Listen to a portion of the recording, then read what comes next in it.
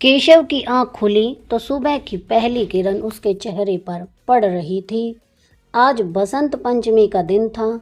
10 साल का यह छोटा लड़का हर रोज की तरह अपने बिस्तर से उठा और सबसे पहले अपने कमरे के कोने में रखी माँ शारदा की तस्वीर के सामने गया। उसके नन्हे हाथ जुड़े और मुंह से निकला, हे शारदे माँ, हे शारदे माँ, अज्ञानता से हमें तार दे माँ। यह प्रार्थना केशव रोजाना करता था, बिना किसी दिन नागा किए। केशव का घर गांव के बाहरी हिस्से में था। उसके पिता एक छोटे किसान थे और माँ घर का काम संभालती थी। पैसों की तंगी थी, लेकिन केशव की माँ शारदा में आस्था अटूट थी। स्कूल में भी वह हमेशा पढ़ाई में पीछे रहता था। दूसरे बच्चे उसका मजाक उड़ाते। अरे केशव, तुम्हारी माँ शारदा कहाँ है? अभी तक तुम्हें अकल क्यों नहीं दी? लेकिन केशव कभी हतोत्साहित नहीं होता था। वह जानता था कि माँ शारदा उसकी सुन रही है। आज बसंत पंचमी के दिन केशव ने अपनी दादी से कहा, दादी माँ, आज मैं शारदा के लिए कुछ खास करना चाहता हूँ। दादी ने प्यार से उसके सिर पर हाथ फेरा। बेटा, तुम रोज तो प्रार्थना करते ही हो, आज क्या अलग करोगे? केशव ने कहा, आज मैं पूरे दिन उपवास रखूंगा और शाम को गांव के मंदिर में जाकर माँ शारदा के सामने अपनी प्रार्थना गाऊंगा। दादी की आंखों में आंसू आ गए। इतना छोटा बच्चा और इतनी श्रद्धा। दिन भर केशव ने कुछ नहीं खाया। स्कूल में भी उसने अपना टिफिन नहीं खोला।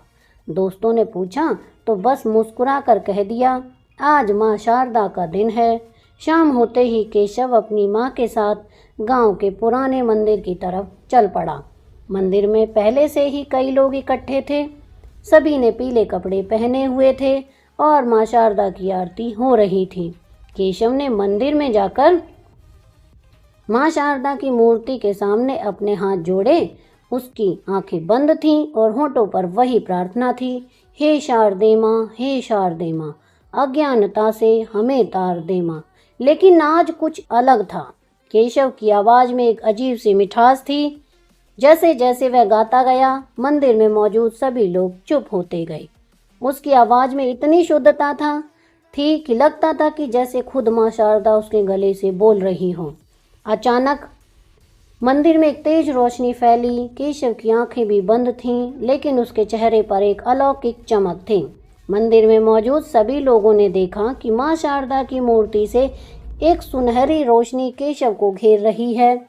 पंडित जी भी हैरान रह गए। उन्होंने कभी ऐसा कुछ नहीं देखा था। जब केशव ने अपनी आंखें खोलीं तो उसके चेहरे पर एक अलग ही तेज था। माँ शारदा की कृपा उस पर बरसी थी। अगले दिन से केशव की जिंदगी बदल गई। स्कूल में जो सवाल पहले उसे समझ नहीं आते थे, अब वह आसानी से हल कर देता था। उसकी याददाश्त इतनी तेज हो गई थी कि एक बार पढ़ने पर ही सब कुछ याद आ जाता था।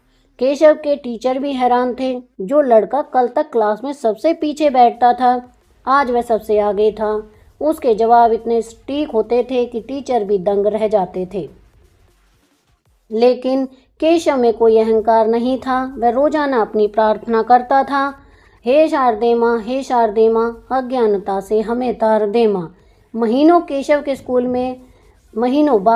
के स्कूल में एक बड़ी प्रतियोगिता हुई। पूरे जिले के बच्चे इसमें हिस्सा ले रहे थे। केशव ने भी अपना नाम दर्ज कराया। प्रतियोगिता के दिन केशव ने सुबह अपनी प्रार्थना की और माँ शारदा से कहा, माँ, आज मुझे आपकी ज़रूरत है। मैं जानता हूँ कि आप मेरे साथ हैं। प्रतियोगिता में केशव ने न सिर्फ अपने स्कूल का बल्कि पूरे जिले का नाम रोशन किया। आज केशव एक सफल इंजीनियर है, लेकिन वह आज भी रोजाना अपनी प्रार्थना करता है। उसका मानना है कि माँ शारदा की कृपा से ही उसकी ज़िंदगी बदली है। वह अक्सर कहता है, ज्ञान सिर्फ किताबों से नहीं, श्रद्धा और भक्ति से मिलता है। तो यहाँ पर हमारी ये वीडियो समाप्त होती है। आपको मेरी ये वीडियो कैसी लगी मुझे कमेंट करके ज़रूर बताएं। वीडियो को लाइक करें, शेयर करें और चैनल को सब्सक्राइब करना ना भूलें। Thank you.